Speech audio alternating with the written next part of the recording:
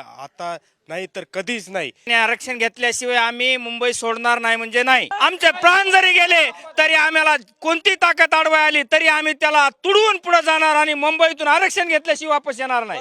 गेली 4.5 महिने जिथे आंदोलन सुरू आहे त्या ठिकाणी मी आहे. हे मनोज जरांगे पाटील यांचं व्यासपीठ आहे. या व्यासपीठावरून गेली 4.5 महिने संपूर्ण महाराष्ट्रातील मराठ्यांना एकवटण्यासाठी आणि मराठ्यांना आरक्षण मिळावं यासाठी संघर्ष करणारे हे व्यासपीठ आता मुंबईकडे निघणार आहे. आणि त्या व्यासपीठासोबत म्हणजेच मनोज जरांगे पाटील यांच्यासोबत जाण्यासाठी हे सगळे लोक इथं दाखल झालेले आहेत. हळूहळू ही मोठी संख्या आहे. सकाळच्या टप्प्यामध्ये काही जण इथं येत होते, पण आता मात्र ही संख्या वाढू लागलेली आहे. कोणी मोठा टेम्पो आणलाय, ट्रक आणलाय, ट्रॅक्टर आणलाय, कोणी बाईक तशी तयार केलेली आहे. आणि हे सगळे असं म्हणतायत की जोपर्यंत आम्हाला आरक्षण मिळत नाही तोपर्यंत आम्ही माघारी येणार नाही आणि मनोज जरांगे पाटील यांच्या सोबतच पायी चालत जाणार. कुठून आला दादा? छत्रपती संभाजीनगर वैजापूर तालुका टुणकी या गावावरून आम्ही आलेलो आहे. काय तयारी केली? आता सर्व आम्ही तयारी केली. ट्रॅक्टर, टेम्पो, सर्व ट्रकी, वेगवेगळे वाहन घेऊन या ठिकाणी आलेलो आहे. आता मराठा आरक्षण मनोज जरांगे पाटलाच्या नेतृत्वामध्ये या ठिकाणी घेतल्याशिवाय आम्ही आता माघारी फिरणार नाही. कुठून आल्या? मी मुक्काम पोस्ट वाकला तालुका वैजापूर जिल्हा छत्रपती संभाजीनगर येथून आलोय. काय काय आणलं सोबत? सगळंच काही दैनंदिन जीवनासाठी जे काय आवश्यक आहे सगळं काही तयारीनिशी आलेलं किती दिवसासाठी? आहे. साधारणतः जोपर्यंत आरक्षण मिळणार नाही तोपर्यंत सर्व काही आणलेलं आहे. इतके दिवस संघर्ष करतायत, 4.5 महिने तुम्ही त्यांचा संघर्ष बघितला. आता हा संघर्षाचा शेवटचा टप्पा आहे असं वाटतंय का?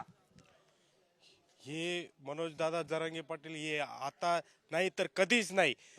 आज जे आता नाही तर कधीच नाही अशी भूमिका घेत आहेत. आता त्यांचं म्हणणं आहे बरोबर आहे का? आम्ही माजलगाव तालुक्यातून आलो. त्यांचं म्हणणं बरोबर आहे का? अगदी बरोबर आहे. आणि आरक्षण घेतल्याशिवाय आम्ही मुंबई सोडणार नाही म्हणजे नाही.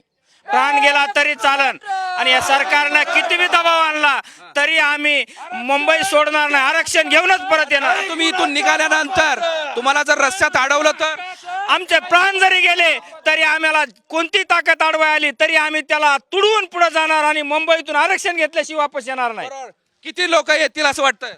आता लाखोच्या दिशेनं आंतरवालीतून फौजा या मुंबईकडे निघणार आहे आणि अंदाजे आंतरवालीमधून 50 ते 60 हजार लोकांचा मॉप हा रोडला लागणार आहे. रोडला लागताच क्षणी हा कोटीमध्ये बदलान आणि लाखांनी लोक याच्यामध्ये जोडणार आहेत. बरोबर. आता हा सगळा व्यासपीठाचा परिसर आहे. मी इरफानला थोडं दाखवायला सांगतो. लोक कशा पद्धतीनं वाहनं घेऊन आपल्या हातात पिशव्या, बॅगा, त्याचबरोबर जी साधनं लागतील ती सगळी साधनं घेऊन इथं दाखल होत आहेत. आणि ही संख्या मोठ्या प्रमाणात असू शकते असा अंदाज सध्या तरी दिसतो आहे. सकाळी 9-9:30ची जरी ही वेळ असली तरी 11 वाजेपर्यंत हे वादळ मुंबईच्या दिशेने निघणार आहे. आणि हा जो जल्लोष आहे, हा जो घोषणा आहे ती देत हे सगळे मराठे पुढे कूच होतील. पण सगळ्यात महत्त्वाचं म्हणजे गेली 4.5 महिने ज्या मनोज जरांगे पाटील यांनी आंदोलन सुरू केलं होतं त्यांना साथ देण्यासाठी ही सगळी मराठी ज्यावेळेस निघतील त्यावेळेस सरकार या संदर्भातला निर्णय काय घेतं. आज महत्त्वाची बैठक आहे आणि या महत्त्वाच्या बैठकीमध्ये याच पायी चालणाऱ्या यात्रेसंदर्भात, आंदोलनासंदर्भात काहीतरी निर्णय होईल अशी एक त्या सगळ्या मराठ्यांना अपेक्षा आहे. पण मागे हटणार नाही या भूमिकेमध्ये हे सगळे मराठे ठाम आहेत. देश विदेशातील प्रत्येक घडामोडींचे लाईव्ह अपडेट मिळवण्यासाठी आता साम टीव्हीच्या सर्व सोशल मीडिया प्लॅटफॉर्मला लाईक, फॉलो आणि सबस्क्राईब करा. तसंच सर्व नोटिफिकेशनसाठी बेल आयकॉन प्रेस करायला विसरू नका.